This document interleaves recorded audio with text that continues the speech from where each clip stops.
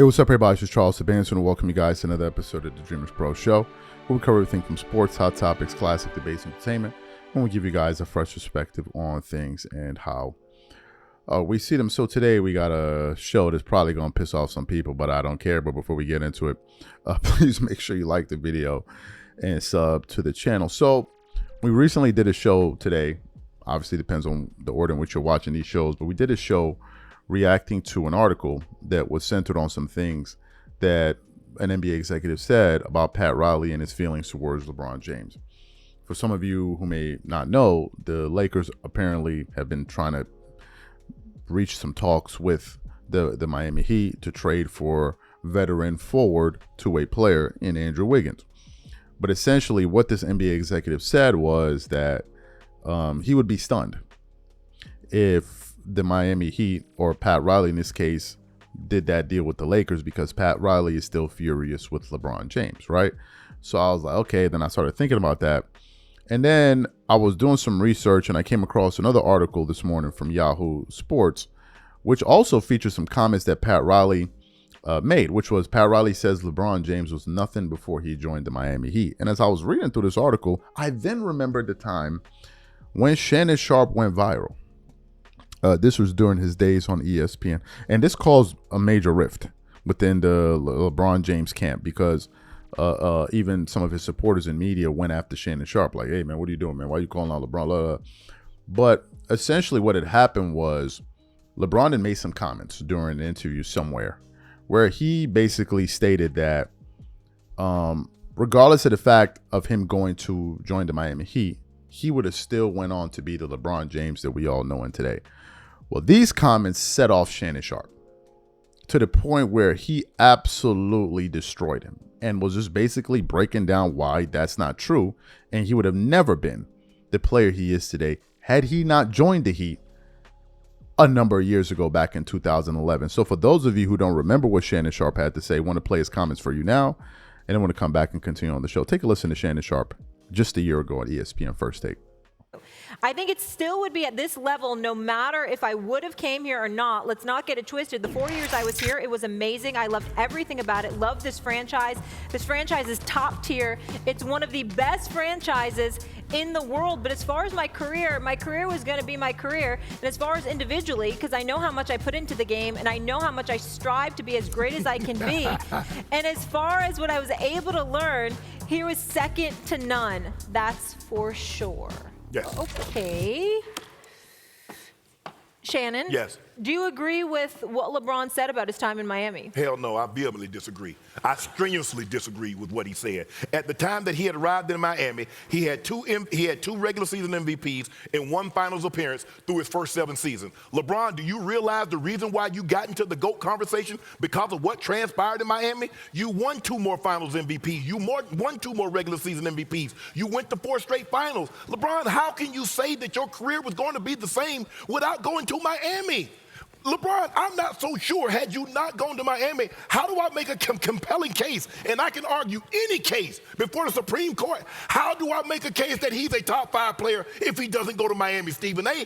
I don't understand why LeBron wants to be so dismissive. Okay, I get it. You dislike Pat Riley. Pat Riley didn't give you the latitude that Cleveland, like the Lakers, do. I get everything that you're saying from that aspect. But to sit there and sit in front of the media and say your career was going to be the career. Come on, LeBron, man, you got to stop this. It's okay to give the Miami Heat the credit that they deserve. How do you see fault in that? How about this?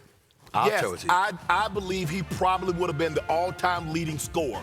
But there's no argument that could be made that he's the GOAT. There would be no argument that could be made that he's a top 5 player. How do you know that? Because he doesn't have championships, Molly. You cannot be in the GOAT. How do you know he couldn't have gone somewhere else and got championships? See, now we're doing hypothetical. But I'm just saying, that's what he's saying. This is a hypothetical. Well hypothetically. You want me to take a shot? You want me to take a shot? Molly, let's deal with what we know. Why is it so hard for him to say, you know what, Miami was great for me. I won two of my finals MVPs in this location. I won 2 regular season MVPs in location. That's when people start. Once he went to Miami, a lot of people said the best version of LeBron James in his 21-year career was that 4-year block in Miami. He was sensational on both ends of the court. Okay, yes. Would he have still been playing 21 years? I believe he'd have still been playing 21 years. I believe he'd have been playing at this level. But I do not believe Stephen A. and others would be having a conversation that he's in the GOAT debate. I believe he's number 1 had he not gone to Miami. So you heard what Shannon Sharpe said. Now I want to get into this article, right? Let's continue on. It says LeBron James was the best player in Cleveland, one of the best players in the league before he joined Miami. Yet, despite putting up monster stats, averaging 27.5 points, 7 rebounds, 6.7 assists per game over 7 seasons, he had nothing to show for it in terms of championship. That really stuck. He lost an NBA Finals with Cleveland and was viewed as a superstar who couldn't get it done when it mattered the most. Pat Riley, who had long been around winning and coaching the most successful superstars, knew exactly what the roadblock was for LeBron. He said, LeBron is a great player, but before he came to us, he was banging his head against the wall like all great players that can't win. Riley said in 2019. His first year in Miami was somewhat convoluted from the standpoint of chemistry. As much as those guys talked around it, you had 3 significant players who never really got on the same page. They never let it fester, but they never spoke about it in the way they should have. Those were Pat Riley's comments. When you now juxtapose what Pat Riley said with what Shannon Sharpe said, Shannon was right. Shannon was right. For those of us that were there, all right, maybe the younger viewers may have been alive, but they don't remember. Maybe y'all don't know. When LeBron got to Miami, he was riding a high because he thought they were going to win not 1, not 2, not 3, not 4, not 5, not 6, not 7. They were all. These guys threw a parade before the season even started. That they knew how much they broke the NBA and how much they rigged the entire game, that they were so sure that they already did a parade. It was one of the biggest turnoffs in NBA. I mean, fans revolted against that team, as they should have. So LeBron came in with these guys that, we're going to just win it all. We're going to win it all. He gets to the finals, and it was an absolute disaster.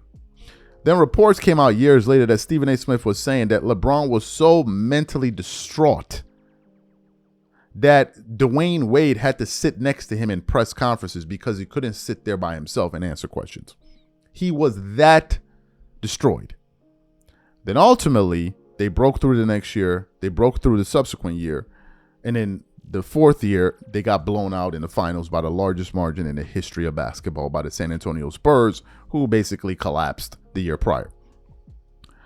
So you look at all of those things, and you look at how Miami was able to transform LeBron from that guy that was just absolutely falling apart in finals and just crumbling under the pressure, to now leaving Miami as a champion with his head held high, feeling like he can now return to Cleveland and go deliver the goods.